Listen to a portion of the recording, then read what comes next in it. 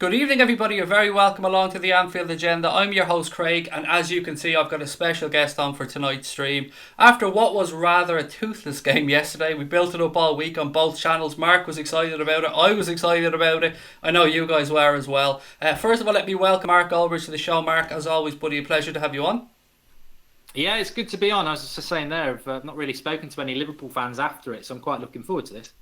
I'd imagine you are, mate. I'd imagine you are. As I said, we talked before we came on stream, and we'll get stuck into the game. But I did enjoy your post-match title of your stream, Ole or Solskjær Masterclass. And you know what? We'll get into it, but I can see where you're coming from. I can honestly see where it kills me to say it, mate. Honestly, it kills me to say it, but I can see where you're coming from. Look. We'll get straight into it, Mark. First of all, I want to get your initial thoughts on both managers' team selections. I was shocked to see no Matic. There was a few rumours going around the night before that McTominay might start. What were your thoughts? To be honest, I was worried on a number of things. I mean, I think at the end of the day, Manchester United, Liverpool at Old Trafford, it's different from if it's Manchester United, Huddersfield. So I knew we'd get the fire and guts from Manchester United, whoever was put out. But I was worried. I mean, Lukaku was probably the biggest concern for me because I think he's consistently crap. McTominay I don't personally rate him that much, but he does put a lot of effort in. Even Smalling instead of Bailly was a concern. So I think, look, because it was Liverpool, I was like, sod it, let's go for it, let's get behind the team. But I must admit, I was a little bit concerned. And to be honest, I was just very disappointed. As you said, we both built the game up. Liverpool United fans had built the game up. And I was very disappointed that, the Matic injury sort of came from nowhere. And it was like, oh, God, I wanted to take Liverpool on with our best team. And obviously it just went from bad to worse in that first half, injuries-wise. Yeah, it was a very stop-start first half. Hard for either team to get momentum. From our point of view, when I seen our team selection, there was not really many questions to be asked. It was a matter of if we were going to play Henderson, if we were going to play Naby Keita, because Gini and Fabinho are must starters. I mean, Fabinho and Gini are probably our two most consistent players of late. So for us, it was, will we go kind of a little bit in the front foot with Naby Keita or go for hard work and guts with Jordan Henderson? And do you know what? I think Klopp drilled them all week, and if he had have known McTominay was going to play, I feel we might have got a little bit more on the front foot. Were you surprised at all with the Liverpool team selection? I did. I expected Keita to play. I mean, I don't follow Liverpool a lot, obviously, but I did watch the Bayern Munich game in the week, and I thought it was reflective of Liverpool in general. Really, I mean, I was talking to somebody about this last night, and I said, you know what it reminded me of? It's like I was disappointed that Manchester United drew that game because now we're down to fifth, and I felt that in the second half, I think we did more to try and win the game, marginally more, because I think it had draw written all over it. But I would liken it to sort of if Floyd Mayweather got into a boxing ring with Anthony Joshua and United were Floyd Mayweather and Liverpool were Joshua. You were bigger, you had the better side, and you had the bigger knockout blow, but you just never really went for it. And I think maybe I spoke to a few Liverpool fans last week and they were like, you know what, if you're giving me a draw, I probably would take it. I don't know. If you lose the title by a point or two, I would, there might be other reasons, but I would still look back at this United game and go, maybe you should have gone for it. I'm glad you didn't, and maybe it wouldn't have been enough anyway. But I certainly think if you'd gone for it, it's not like we were going to hurt you on the break. We had what we had, and that was how we had to go with it. I was surprised that Liverpool didn't go for it. I mean, Van Dijk wasn't bringing the ball out the back to expose the fact that Rashford was injured and pull our midfield out of place. We basically just put a bank of 4 and 5 in front of you, and you didn't really want to commit players to sort of create those spaces, which did surprise me. I'm trying to take a pragmatic approach to this. When we spoke on the United stand, you asked me for a prediction. I said 1-1. And I think I'd built it up in my head all week that a win is possible. But you know what? I'd be happy to leave there with a point because a point put us back on top of the table. Now, granted, that was before the game played out as it played out. And none of us could have predicted 3 injuries, Mark, in the first half. And on those 3 injuries, from a United perspective, we had Bobby Firmino go off, obviously, but I was very, very surprised to see Jesse Lingard come on as a substitute so early in the game. Did that surprise you at all? I think we're all geniuses in hindsight, aren't we? And going back to what you said there, if you win the league by a point, this point will be genius in hindsight. If you lose it by a point, you might go, oh, I wish we'd had a go. And I think if Lingard doesn't take a touch and just hits it, he doesn't get injured and we might be 1-0 up. tries to go around Alisson, gets himself injured and puts himself out for 3 weeks. It's like, it's just sod's law, really. I think that obviously he probably wasn't quite fit, but it's just yeah. I don't know. I'm still shocked now as to how many players we lost in that game. And yeah, clearly Lingard was a risk, and we went with that risk. But you know, that's just football, isn't it? I mean, as I said, if he hits that first time, he probably scores and doesn't get injured anyway. So not only was it a good save from Alisson, I think he also injured Lingard in the process. So it's a double positive for Liverpool. Well, look, I'd never wish an injury on an opposition player, especially when we're done with United for the season. But it was some save. Well, Michael Owen does. I was getting onto that. It was actually in my notes here. Sure, no better time than we'll get to it now. So Michael Owen saying Liverpool basically should have gone in at half time, had a little chat amongst themselves, and said, right, first man out there, second half, kick him on the ankle. What's your thoughts on that? Because neither sets of fans really have much time for Michael Owen, if we're being honest. Well, it's really weird because I sort of tweeted about it today, and a lot of people sort of agreed with me. I was like, because Michael Owen had tweeted this morning to say, oh, people have really overreacted. I'm paid a lot of money to go around the country giving my opinion on things, and that's what I did. And I replied and went, look, you paid a lot of money to be a role model, and you're basically encouraging youngsters to kick people who are injured to get an advantage. And then people were replying and saying, oh, he's just being honest though, Mark. He's speaking the truth. And I was like, well, no, he's not speaking the truth, is he? Because what Liverpool player in the second half went and kicked Rashford on the ankle? He had a couple of rough tackles, but nobody went to purposely kick him on the ankle. So Klopp clearly didn't say, go and kick him on the ankle. This is Michael Owen saying, if I was manager, I'd say first opportunity you've got, go and kick him on the ankle, which I think is disgusting. But some people want to defend him and say, oh, it's part of the game. I don't think it is part of the game anymore. I think 20 years ago when Owen played, it probably was. But clearly, Klopp didn't tell him to go and do that because nobody actually did.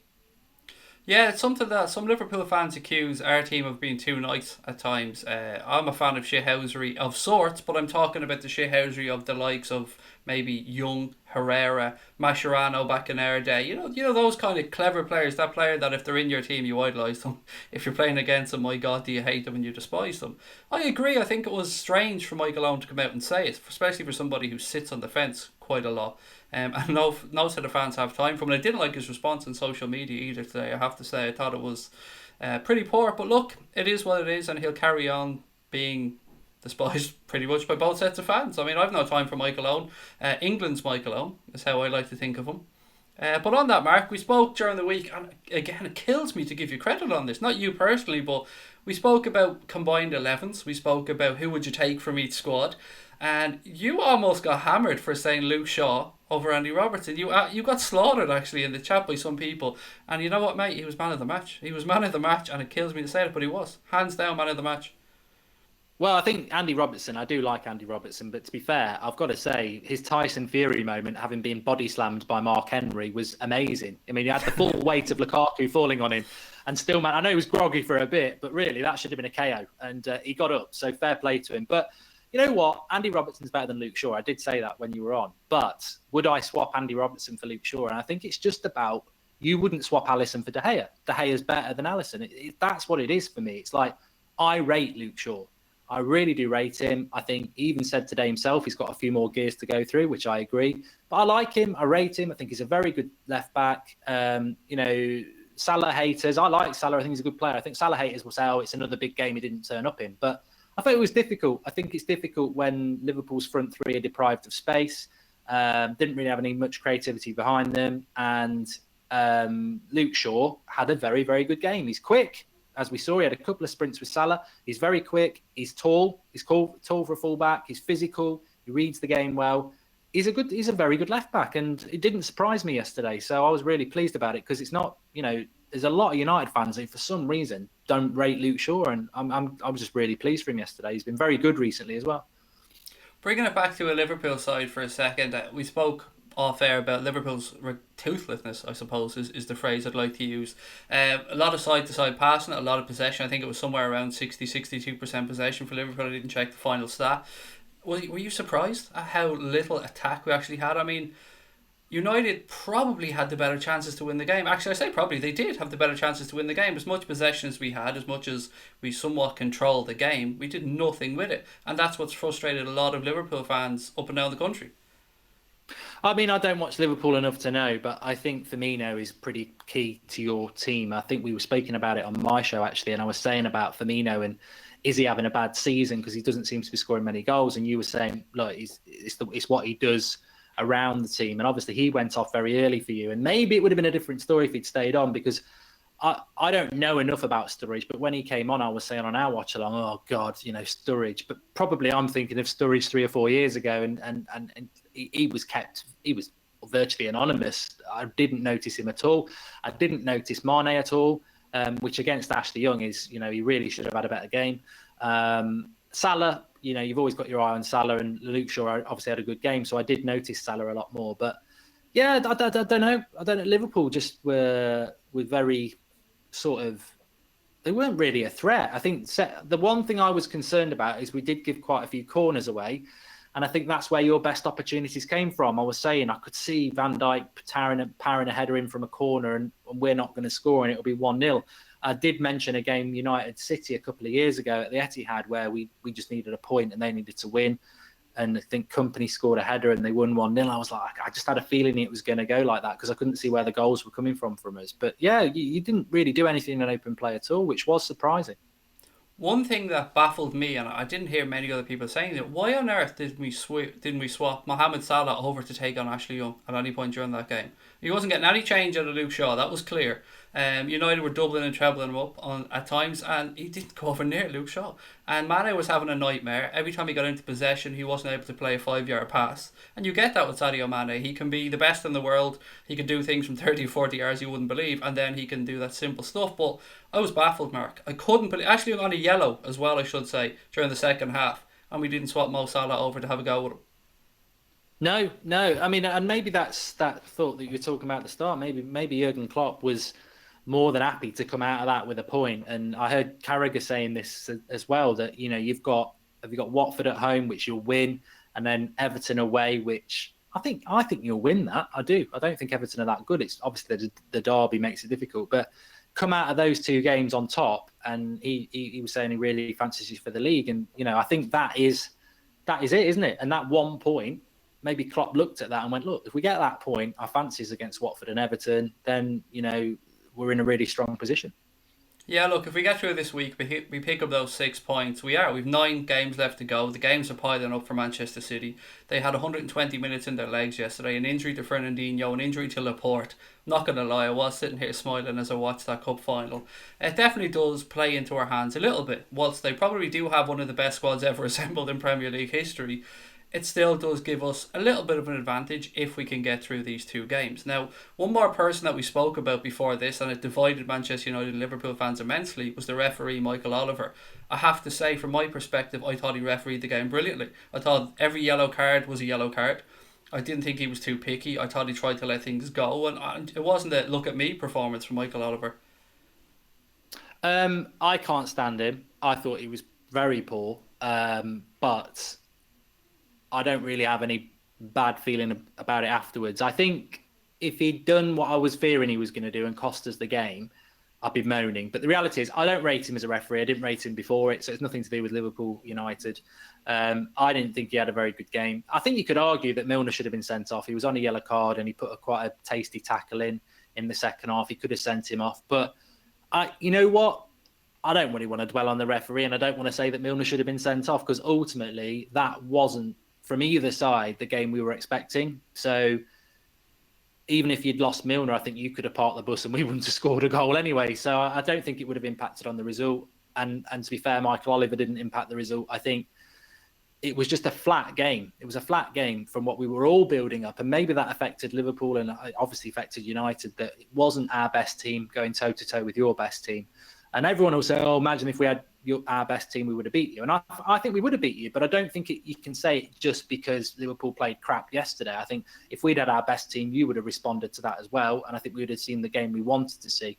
I just feel disappointed afterwards, because I think, Man United, Liverpool, it's always a big game, and it had a lot riding on it this year, and we just didn't get the game we wanted. And that's my disappointment. But yeah, the ref was poor, but I can't blame him for anything that happened on the pitch.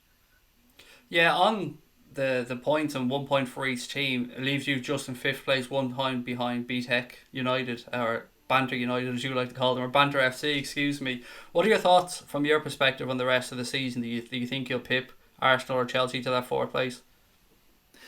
I just feel really, really bad for Ole Gunnar Solskjær. I think he has performed mission impossible. When he took over as our season was over, we were double points off fourth. He gets us into fourth, and then look, everyone gets injuries, but I don't think many teams lose 5 of their front 6. You know, we've got Pogba, Herrera, Matic, Martial, Lingard, Rashford. That's our best front 6, and 5 of them are now injured. So it's like that. That's huge for any team. I mean, imagine if you lost Mane, Salah, Firmino, Fabinho and Wijnaldum. You know, you'd probably be saying your title race is over. But, I mean, obviously it's not. You've got to go to your squad and hope. But that's the situation we're in. So we've got Palace on Wednesday, which will be difficult because they're on a good run. It's going to be difficult for United now. And I feel for Solskjær because he doesn't deserve that. He doesn't deserve that. But we're in it. It's 1 point. We fight to the end and we see what we can get. But I'm still stunned from that, you know, not being able to make a sub in the second half because you've had to take 3 players off. And Marcus Rashford was injured for the whole game. It's you just got to roll with the punches. We don't want to make excuses, but it's going to be difficult now. It will be difficult. On Marcus Rashford, actually, it was good to see a young player and a young British player really just bite down on his gum shield there and get through the game. I gave him immense credit in our watch along, and again, people think I'm going soft on United, but I'm honestly a fan of the game, and I call things as I see them. If that was a Liverpool player, I'd be praising him to high heavens, and it was great to see a young, especially a young English player, I suppose, who players these days are accused of being soft. They won't even talk to managers at times. They only go through their agents, and he did what he had to do. He did, and you know, I don't think any of the others could have played on. I think they were game-ending injuries, but he obviously had the sort of knock that he would have come off. And if he had come off, we would have lost that game. You know, you can't play with 10 men. You can't. Not against a team like Liverpool. They intelligent on the ball, and he would have gone for it. If we'd gone down to 10 men for their injuries, Klopp would have gone for it. He couldn't have continued how it was. You're happy with the draw, so. You know, Rashford yesterday, I mean, you could almost give him man of the match. I nearly did, but I just thought Luke Shaw was so good. But yeah, I was very impressed with him. And as a United or a Liverpool fan, you want to see people doing that in a shirt for you because it harks back to those days we grew up watching our teams where people wore their heart on the sleeve and ran through brick walls. And I think Rashford, it was quite rare to see that in the modern day and very impressive, yeah. And a word on both sets of fans as well. The atmosphere inside Old Trafford was electric. I was very pleased with the Liverpool fans that stayed behind afterwards, backing their team, being top of the league. It's what you want to see, and it's what is capable when you've got two, I want to say classy sets of fans, Mark, for once, and I want to use that phrase, 2 sets of fans who were steeped in tradition, history, understand what the rivalry means, but also have that begrudging respect for each other, and it was perfect. The game mightn't have lived up to it, but you know what, from a fan's perspective, I thought it was brilliant. Yeah, it's been interesting the last week or so because I think there's obviously it's the biggest rivalry in football, and there is a lot. You know, there are elements. I think there was obviously the minute's applause for Eric Harrison yesterday. There was some chanting from Liverpool fans, which upset some United fans, but it didn't descend into Hillsborough or Munich stuff, which we have seen. So, look, I'm a firm believer in it. It's sort of my catchphrase at the moment. Rivals don't have to be enemies. Some people would disagree with me on that, but I think that ultimately we're starting to see that more in the modern day of football, and that can only be a good thing. I don't ever want to lose the rivalry with Liverpool, but I think that being able to come on and do a show like this and do it before and speak openly, it's good, and hopefully that can continue. Just a couple more things before I let you go, buddy. What do you think of Liverpool's chances of going on and lifting the Premier League title, as much as it would choke you to see it happen? I have said this before. I think you're going to win the league. I don't want you to win the league. I'll do anything for it to stop for you not to win the league. That's probably why I'm disappointed yesterday, because it was like the draw was the right result, but I'm just so gutted we didn't get our best team against you. I would have liked to have not even give you a point, you know, do our job really, and not to be top of the league. So disappointed, but I looked at it a few weeks ago, and I think that Man City are very, very good, but which they didn't score against Chelsea yesterday. They are. I just think you'll do it, and maybe that's reverse psychology, that hoping that you won't. But I have this horrible feeling that it will happen. Yeah. Football is cyclical, and I said this to you before. You guys had your period of domination. We had ours before that. unfortunately, I was a little bit too young to see most of their domination. I just caught the end of it. But do you think if Liverpool managed to get over the line and get that first league title, that might be a big weight off the shoulders and make it easier for them to follow through then and get more trophies? I know this is killing you, mate. I can see the look in your face when I'm saying this to you. You're almost finding it hard to swallow, but I mean, you've been honest with me so far, and fair play, I appreciate it. But you've been through it with United. You've seen the first league title. You've seen Alex Ferguson. Was it 5 years before he won it? And I've had people say sack Klopp after 3, which I find ridiculous. I think that the hardest title to win is the one is retaining it. You've seen that with Man City. Sir Alex Ferguson always said that. But you're right. You would be having a similar situation to United where you jump in the biggest hurdle, which is winning the first title. I mean, there's only one club beginning with L that's won a Premier League, and it's Leicester. So, it's that long since you've won one. If you win one, you reset that clock and you can suddenly start taking the piss out of us because we've not won it for 6 years and Arsenal haven't won it for 10. So it's very hard to win it again. But there's no reason why you couldn't win it again in a couple of years or 3 years. You've got it. So it would be a massive hurdle, yeah. I got a bit of a laugh yesterday when the news outlets were making a massive play to say that Pep Guardiola is the first manager to successfully defend a major trophy with Manchester City. And I was just thinking, major trophy, that's where we're going with this now. Look, it's a cup, fair play to them, they won it, there's only so many you can win, but do you find there's a bit of a love in? You're a United fan, so maybe you've got the same perspective on this as me. Whatever your thoughts are about how they have their money, we'll push that to one side now, but from a media perspective, do you think they're almost willing to quadruple?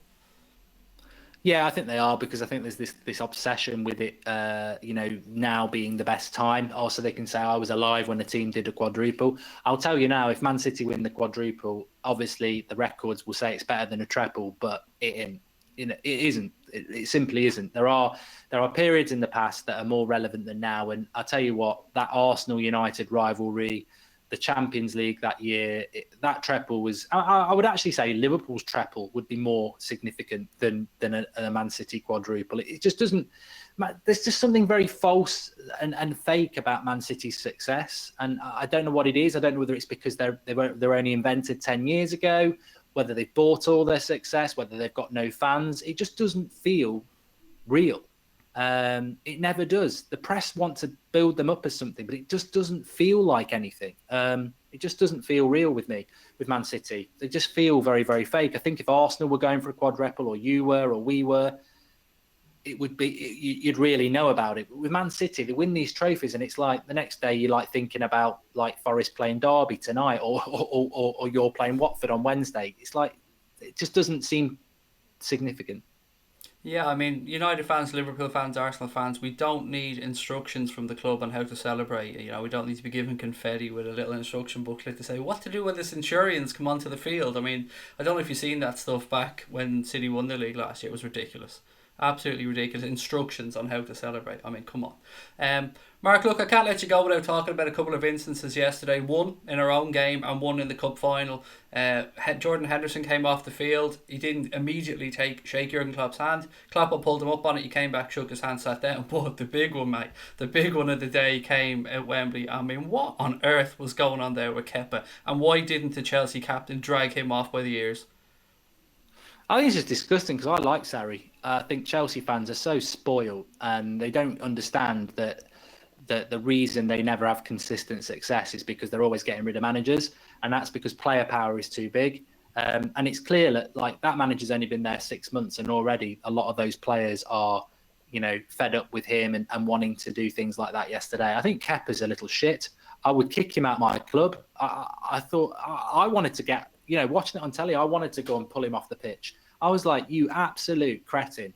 I felt sorry for Caballero, who is actually a specialist penalty taker. He cost him that game. Total ego taking over there. And I just think it's disgraceful. I mean, to be honest with you, though, Sarri didn't do himself any favours. He should have gone on the pitch. I know he can't go on the pitch, but somebody should have took him off that pitch, and it just undermined the manager. He's going to have to be sacked, Sarri, because you just absolutely cost him his job, that did. was a perfect encapsulation of everything that's wrong at Chelsea Football Club. We've seen players down tools to get rid of managers time and time again. Now, you see the likes of Eden Hazard and what they're capable of when they want to show up.